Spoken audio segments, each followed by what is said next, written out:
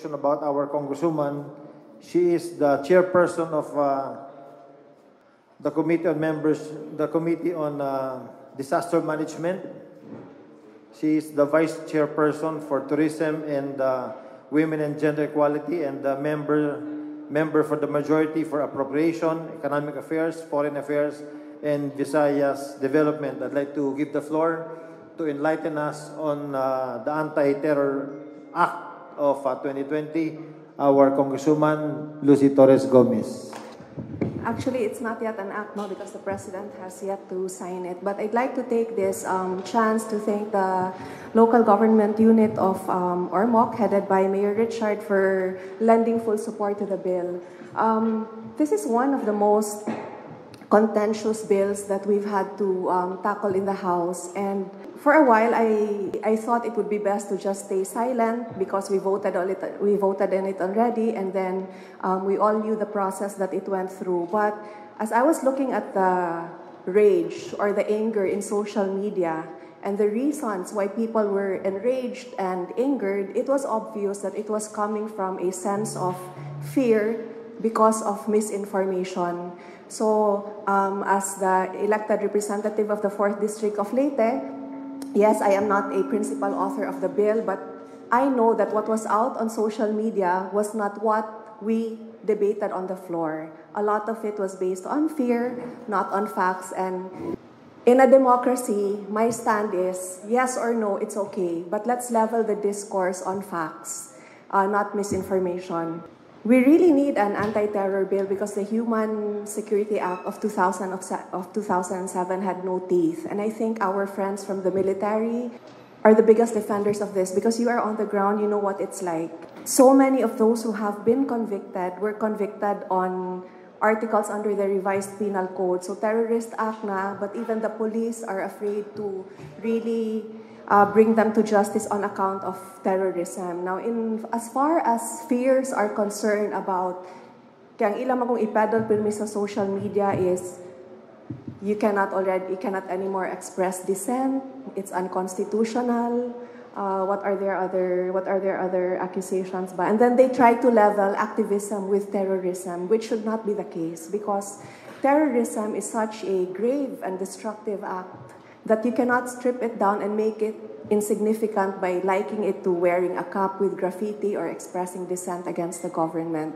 So diha pa lang, we have to read the bill with the right target in mind, and we have to also make sure that we not just read the bill, but we understand it. And we comprehend it, not in parts, but the provisions as a whole, to be fair, no? So, and then they will quote their lawyers. They will say, but my lawyer friend said that it will violate the Constitution and human rights.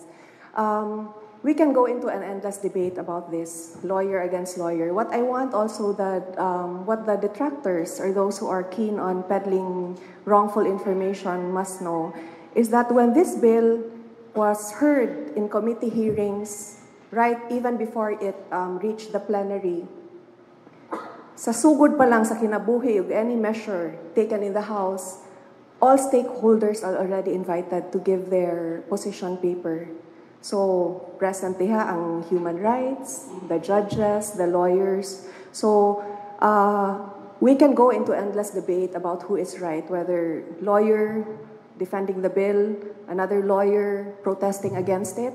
But in the end, we have the Supreme Court to decide. So the bill now is in the hands of the President. It was certified as urgent. On the part of the House, we did our part. We threshed it out on the floor.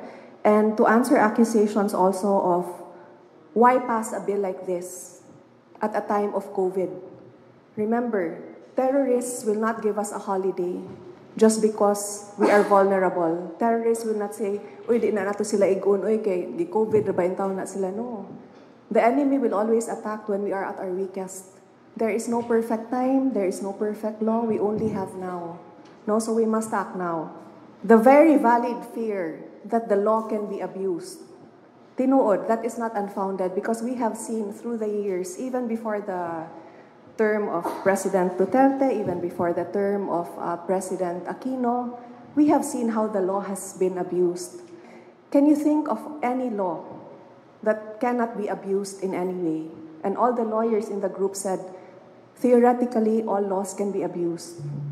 So we cannot shoot it down, we cannot shoot needed legislation on that basis alone. Because if pirmi lang tayo ana, tingalig maabuso, wala na tayo mapasa nga balaod, and we will be a lawless people, we will live in a lawless country. That is why every law, having said that, that is why every law has safeguards in place to prevent as much as possible abuse.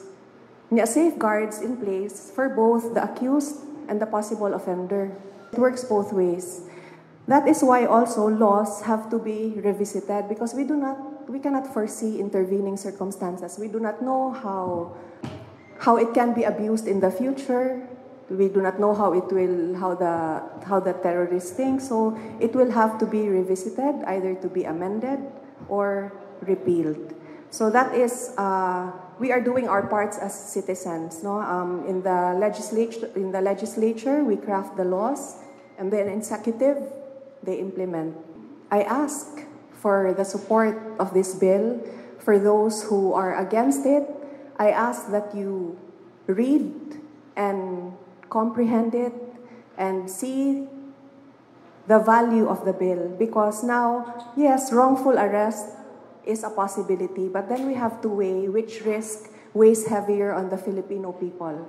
Wrongful arrest, but the one arrested still has legal recourse, or terrorism. Kaya karon manggod sa atong balaod, there is no preventive mechanism in place. It is all reactive. So it's like saying, kaya mo man sila dili because kinahanglan ko no innocent until proven guilty. That does not work for terrorism, because by that time na-detonate na ang bomb, na anay ni buto, na anay namatay. So gaplano pa lang, nakakita pa lang, napay science na nakakita na naanay terrorist funding, naanay financing, nagplano pa lang, putlo na. Ang kaning kaaway, di gyud nimo ang angon, tinudon gyud nimo. Kaya kung di nimo tinudon, maunahan man ka. Okay? So, God bless our men in uniform. The bill is up to, it's in the President's desk now. It's up to him to veto or not. In 30 days from the time it was given to him, it will lapse into law. And in the end, it is the Supreme Court who will decide whether or not it is unconstitutional. But on the part of the House of Representatives, we have done our job.